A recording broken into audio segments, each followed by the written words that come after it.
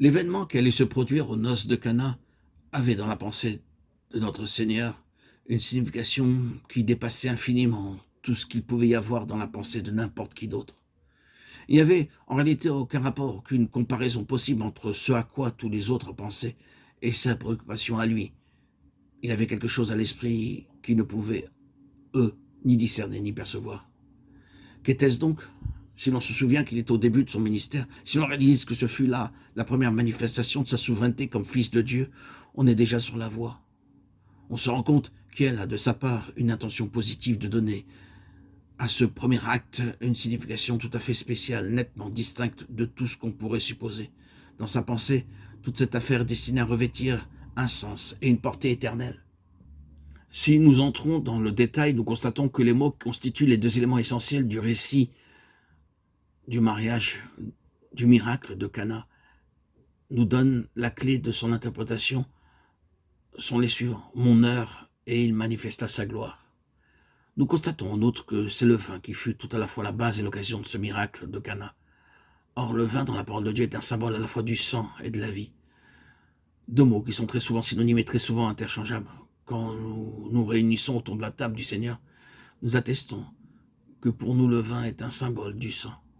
D'autre part, il est notoire que c'est le sang qui renferme la vie et qui en est en quelque sorte le véhicule.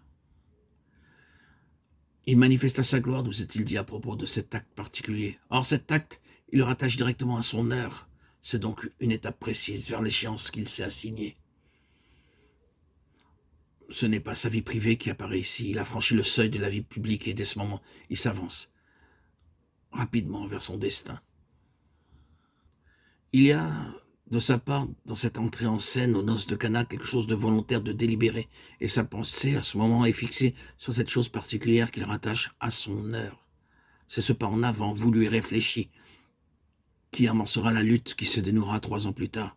À Cana en Galilée, il franchit le seuil de la vie publique par un acte qui, pour la première fois, est mis en relation avec son heure. À Gethsémani, pour la dernière fois, il prononcera la même parole qui sera notre dernier point de repère. L'heure est venue. Voici le Fils de l'homme est livré aux mains des pécheurs. Entre ces deux points extrêmes, il y a des étapes. Elle prépare et annonce, vrai jalon pour le lecteur, l'approche du dénouement. Maintenant, au fait, ce que le maître a dans la pensée, qu'est-ce donc? Pour bien comprendre la chose, nous devons nous pénétrer de cette idée que tout ce que Jésus a fait, il l'a fait de propos délibérés. Il n'a rien fait fortuitement, incidemment ou accidentellement. Il n'y a pas d'intermède dans la vie du maître. Tout se tient et se rattache directement, d'une manière ou d'une autre, au but qu'il s'est proposé, à son intention irrévocable. Invité au mariage, il n'aurait certainement pas accepté de prendre part à une telle festivité pour de simples raisons sentimentales. Les noces de Cana ne sont pas un incident accessoire dans la vie de société à laquelle il pouvait être mêlé. Non, non. Mais en face de cet événement, il le soumet et le fait servir à son dessein suprême. C'est pour cela que toute cette affaire gravite de par sa volonté autour de cette expression « mon heure ». Il y a une relation positive entre ce commencement des signes, Jean 2,11, et sa gloire. S'il s'empare ainsi de cette circonstance pour la faire servir à son but et en faire un signe, c'est donc qu'il y a là une signification à faire ressortir. Quelle est-elle? La voici. Par une magnifique leçon de choses, le Seigneur Jésus projette sur l'écran de la vie toute l'explication et le but de sa venue. Il réalisait une union semblable à celle du mariage et reposant comme le mariage sur un principe de vie. C'est dans son sang, lisons-nous entre les lignes, que gît le principe de vie.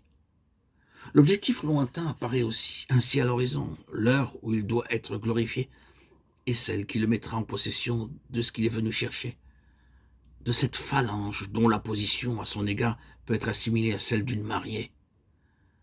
D'emblée, on se reporte à cette révélation ultérieure qui fera dire à Paul « Marie, aimez vos femmes comme Christ aimait l'Église, et s'est donné lui-même pour elle. » La voilà la conclusion lointaine du miracle de Cana. C'est avec cela qu'il faut mettre en relation à la fois son heure et sa gloire.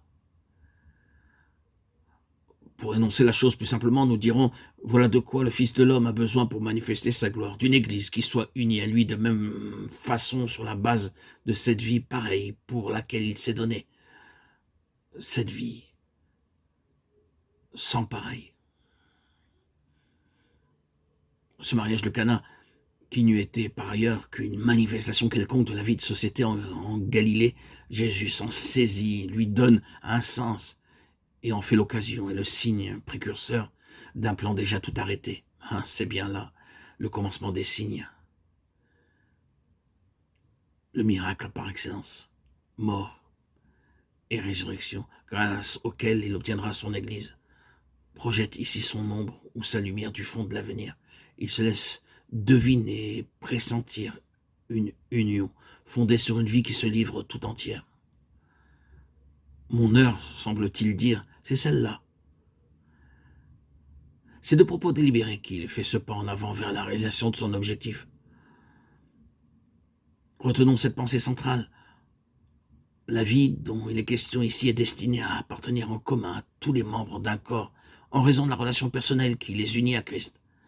Et cette relation est exactement symbolisée par le mariage, et c'est par la résurrection de Christ que cette union se consomme. Dieu nous a fait renaître par la résurrection de Jésus-Christ. 1 Pierre 1,3. C'est donc bien d'une vie qu'il s'agit, d'une vie triomphante grâce à laquelle l'Église surgit à même le tombeau et devient une démonstration de la victoire de Christ sur la mort.